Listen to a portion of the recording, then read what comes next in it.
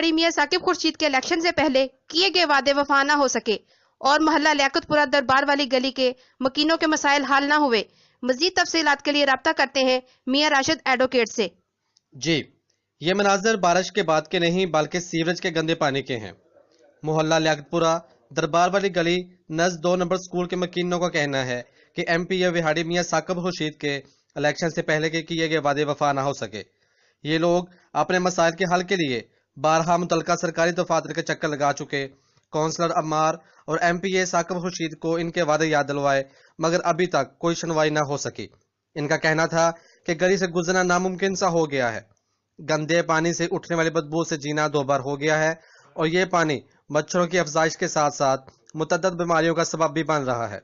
इसी तरह गली में खड़े इस गंदे पानी की वजह से नमाजी हजरात और स्कूल जाने वाले बच्चों का गुजरना भी बेहद मुश्किल हो गया है। इंचार्ज नुमाइंदगान पासबान लाइव न्यूज़ HD